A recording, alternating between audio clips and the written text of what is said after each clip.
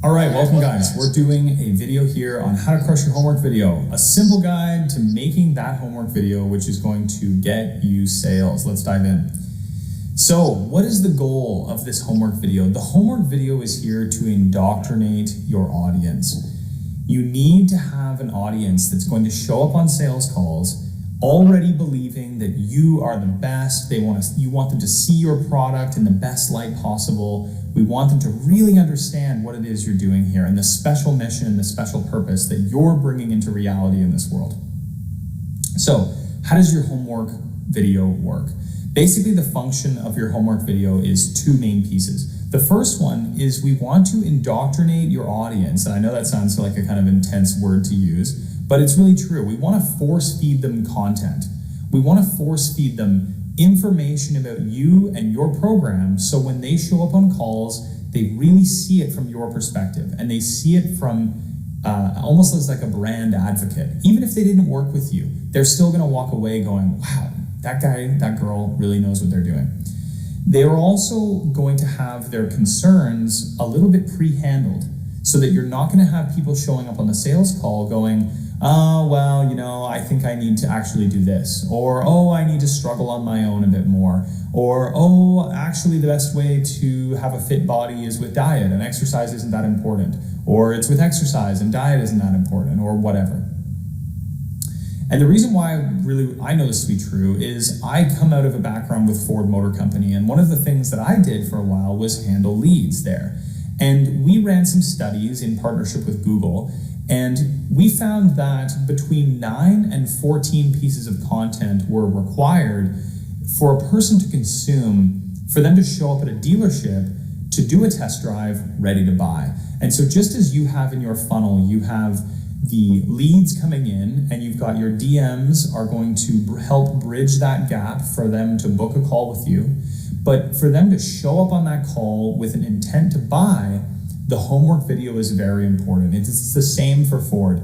We found that they would go through the same lead, DMs, emailing a sales consultant back and forth, and then ultimately they would come into the dealership with buying intent only if they had consumed some content. And so that could be YouTube videos about a Ford F-150, that could be doing build and price on a dealership website, that could be a variety of different pieces of content. But we want to make sure that your leads are being force-fed this content as a prerequisite for getting on a sales call with you.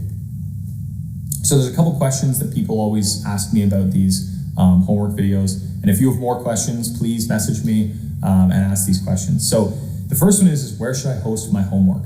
Well, there's good, better, and best. In this case, there's good and best, I guess. So Google Drive is a fine place to host your link.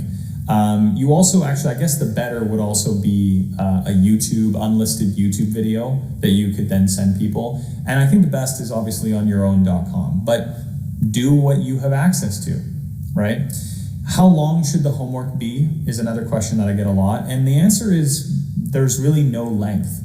There's a problem though that I've noticed in the current world of social media where there's this sort of gap between content which is very short, content which is 10 seconds to 20 seconds long, and that's like TikTok, Instagram, organic content, things like this. There's a little bit longer format maybe on YouTube of like a 3 to 5 minute video. And then there's this gap where people don't really want a 10 to 15 minute video that much because it doesn't really do anything.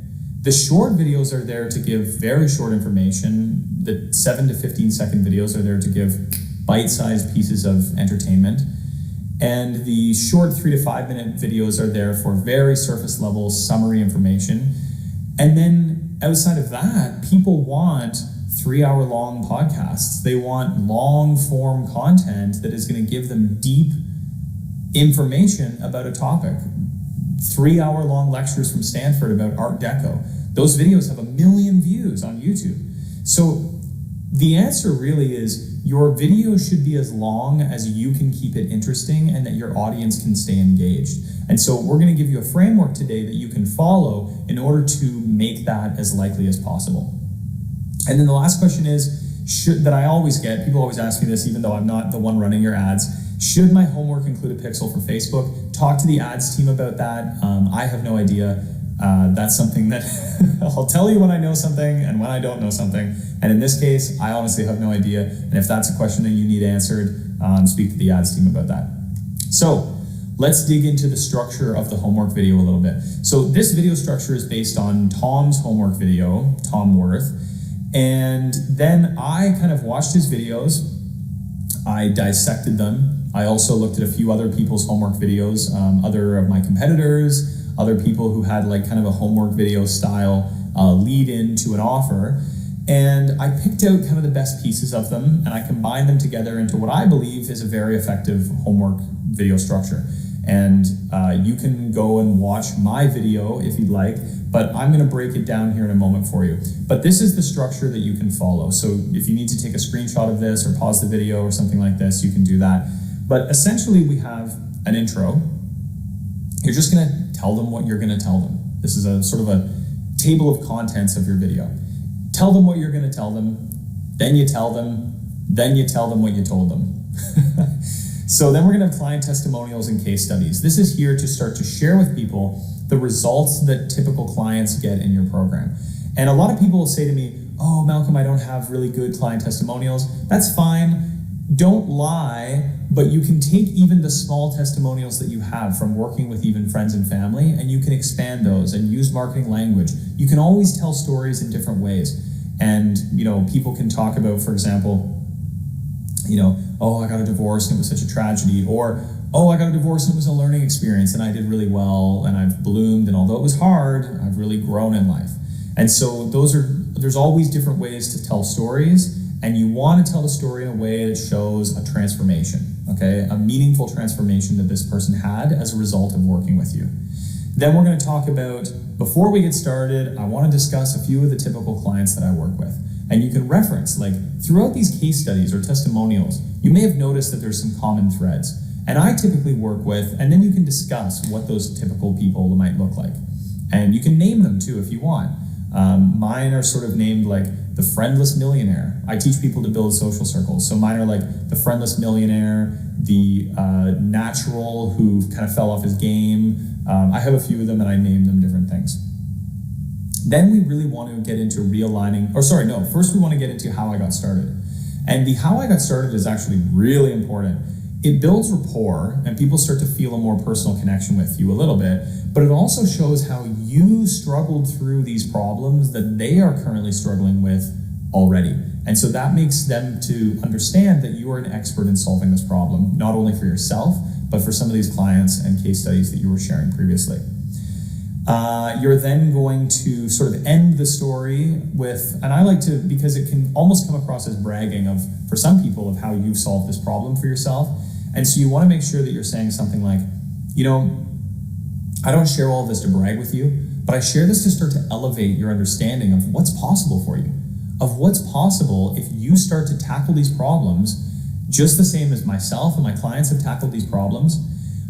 And then you're going to sort of get into belief realignment. And so this is where you're going to deal with the common objections that you have about your program, and you're going to try to preemptively address them, okay? So pillar A, pillar B, maybe pillar C, something like this. You want to sort of on a high level discuss what are the common myths that people seem to show up on your sales calls with, or that the industry seems to have a misunderstanding about. So for example, if you are in a business niche, like instant clients, for example, you may talk about people really think that they need to post tons of organic content. But here's why that actually isn't the most effective way to build your business.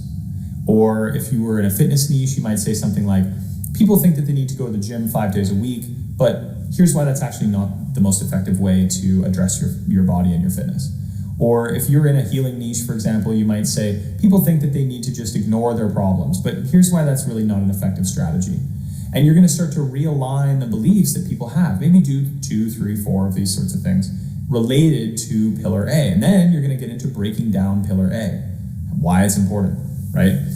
Then you're going to do the same for pillar B. Then you're going to give a summary, tell them what you just told them, and you're going to give if there are larger pieces of this, like for example, if you have also group coaching calls, or you have a Telegram group, or you have some other parts of your program, you can very briefly reveal those. Say, we have a lot of other things that you would get involved in, such as our Telegram group or group calls, but I don't want to get too into the weeds on that right now, so we'll discuss those on your call. Then you're going to speak with them about the next steps, reminding them to check their call time, to show up prepared with a notebook in a quiet place, ready to take their whatever strategy to the next level. So that's the video structure here. I want to briefly show you my video, and you're watching this right now. You're seeing how I like to use PowerPoint presentations with a little circle in the top corner. That's created using a program called Open Broadcaster. You can see it right here. So essentially, Open Broadcaster is set up, and you can Google circle camera with shadow OBS on YouTube, and it'll show you how to do this little, this little circle here, whatever. But it's quite simple, and essentially this just is what is running. It's just screen recording this whole video call. So that's again a really solid piece of technology that you'll want to use, and that can be hooked up to your webcam. And you really want to make sure that the audio quality is good as well. So that's important too. So the video structure, this is my intro, right? I just put some bullet points to keep their minds focused, and then I kind of go through them, right? I discuss what is a social circle, right? I sort of discuss what these things are. So then I get into, I have these two slides in mind. I think it's a good way to kick it off with just some positive vibes, right? To show that as much as possible, we're here to give, right? We wouldn't be doing this if we weren't trying to help people, right? So I wrote this. Don't copy mine exactly, but you can use it as a structure, right? I created this whole Elevate Social Circle program from the deepest place of love for you, right? And I want you to use this, and I want you to go into the world and bless other people with it, right? Then the next slide is this sort of ding, zen, sort of relax yourself, make sure you're in a good environment for this, right? Take it seriously. And I don't talk here during these two slides. I just hold them on screen for 10 seconds each, and then I move on. So then I introduce, what is the concept that we're talking about here, right? What is fitness? What is, what is the concept that you're talking about? Okay, introduce those things, right? So I'm talking about, what is a social circle? Because no one seems to really understand the way I do what a social circle is, right? And what can you do with it? Where can you go with it, right? Then again, we're discussing client testimonials. And so I use the structure of before and after. I think that's really effective to show, say hello to the old John in this case, right? One of my clients. And John, right, I'm saying he never had a girlfriend. He never had any real friends outside of his immediate family. He's working in an Amazon warehouse. He didn't really have anything exciting going on in his life. And he had just kind of given up. And he accepted a more average life. And then say hello to the new John. You can see here, he's got a girlfriend. He's going to Dodgers games or whatever, I don't know, baseball games with friends. And that's his birthday party. That's a photo from his birthday party where he took over a bar with all these people that he's met. It's been an amazing transformation for him, right? And I do maybe 3-4 of these sort of case studies, testimonials. Then I briefly say, but the question is, why do my clients and I have the results that we have? Well, it really comes from having the right process, okay? And you can copy it. So that's what I would say in this section here. You can copy this here, totally rip this off, right? Totally rip off anything you see in this video, okay? Don't feel bad about being oh, I like that part. Steal it, steal all of it. So here I'm basically discussing the idea that my clients and I have the good results that we have because we have the right process, okay? The results you have in life are the result of the choices you make. Those choices, if you had made different choices, you would have a different life. That's just a fact, right? But do you accept this as true? Or do you find this scary? Do you find this empowering? How does this feel to you, right? So the question becomes, what kind of choices lead to success? And what type of choices lead to frustration?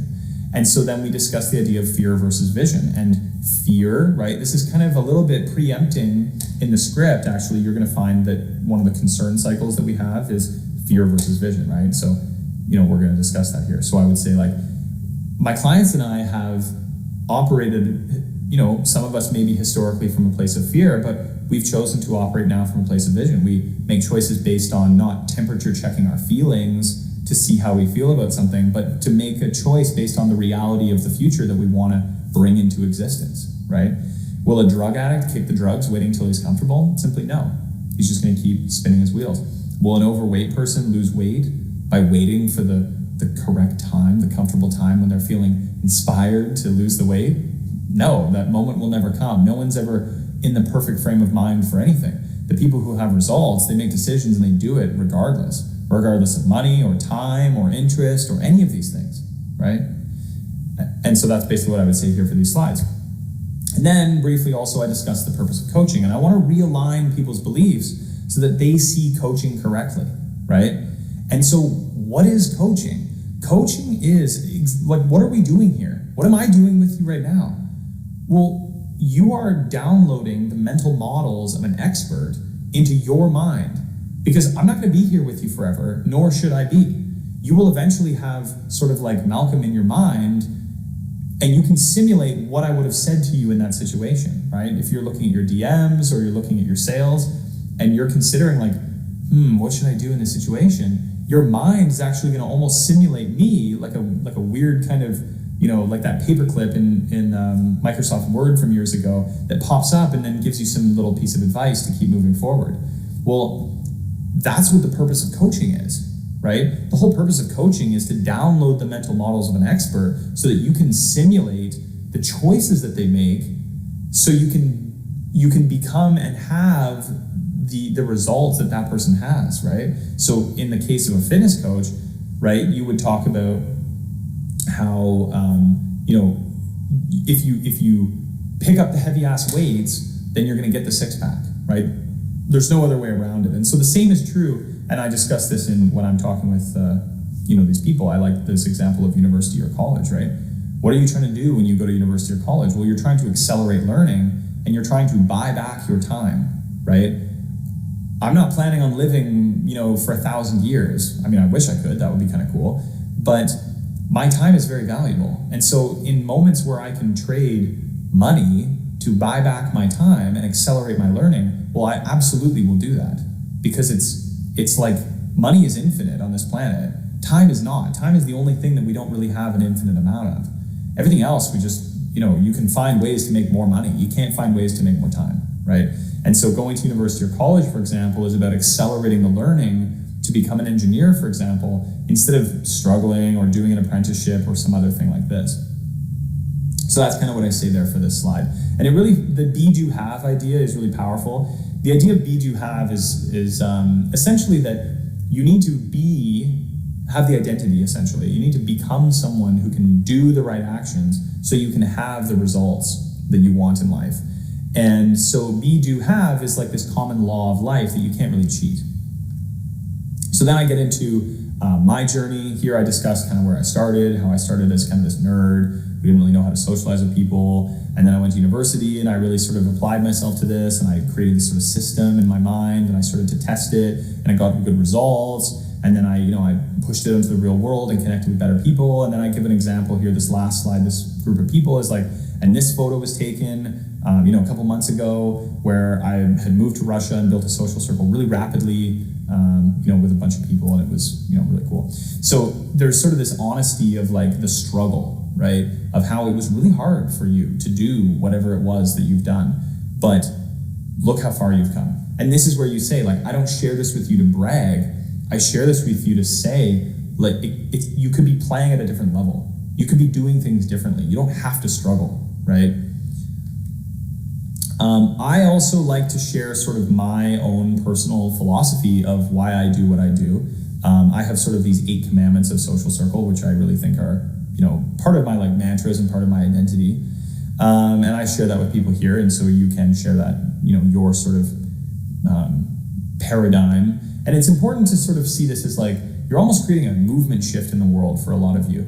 A lot of you are trying to create like larger movements. And so having like this paradigm shift of like the new way of doing fitness, or the new way of healing trauma, or the new way of doing whatever, is really going to give you the ability to create like this energy where you're creating disciples of people, right? And you almost want to like in a trauma niche, for example, you might be talking about how you want people to heal their trauma, because in a family environment, for example, if one person solves their trauma and gets even 10% better at life, that can have massive effects on the other people around them. And so I want to heal the world or whatever, I want to heal families or something like this, whatever your niche is. I want to heal the lives of doctors that I see struggling. Or, if you're in a business niche, maybe you'll talk about how, there's a new paradigm of doing business and how this is what works and things like this.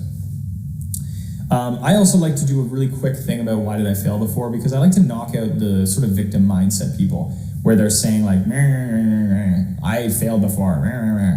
Well, there's a few reasons why people fail. And sometimes it's a problem with the course, but sometimes it's a problem with you, right? And so there's generally 3 reasons why people fail at programs. One is that the system they were using was out of date, right? And this is true. Some programs out there, they worked, they got a bunch of testimonials, but now it's been 10 years and that program doesn't work anymore, but they're still selling it because they can. The support you received wasn't enough or not directly for you, right? And this is the idea of like, yes, sometimes there's coaches out there who don't really know what they're doing and are just kind of like info, thieves that are trying to, hustle people, fine. But the real reason why most people fail is because they simply didn't do the work, and we can't help you with that. If you're not going to do the work, there's no magic pills here. There's no, magic words that you can just say and conjure a business or conjure your trauma to be healed or something like this. It's really more about doing the work, right? So what work are we going to be doing? And this is where you get into like, for me, this is about creating the foundations of a good social life and then creating conversations which lead to connecting with people, right? That's the first thing I talk about. So common myths. Oh, I need to study game. Oh, things are going well enough. Well, I tell people if they think that things are going well enough, you need to raise your hopes.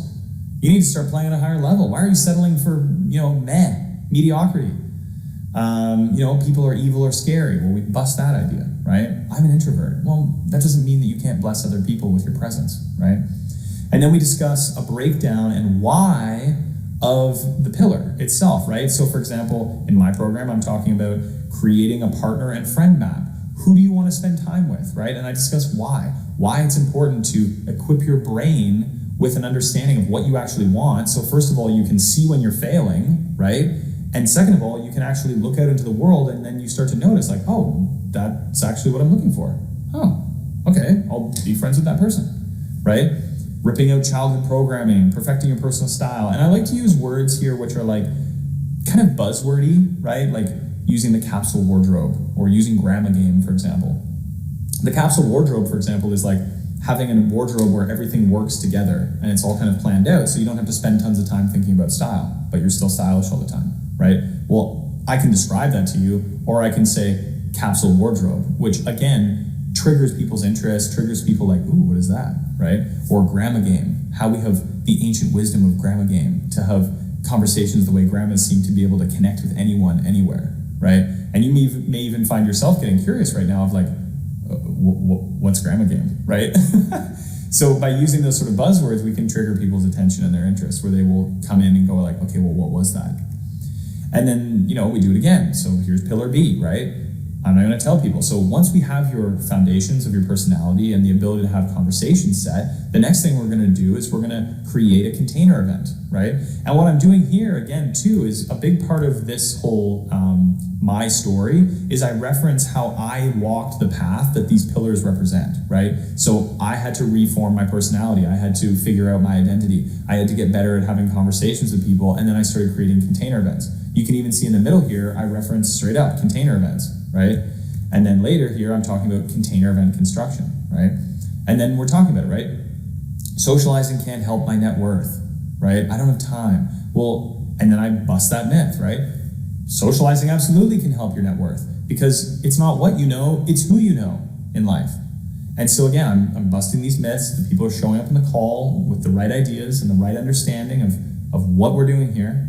And then I'm giving them a little bit to pique their interest on what these pillars are and to continue to indoctrinate them into these ideas, okay? Then we're just giving them next steps. We're just closing it down. We're saying, well, that's all I got for you right now. I'm excited to speak with you on your call. Check your call time, make sure that it's in your calendar, set an event or a reminder on the event, show up, take this seriously.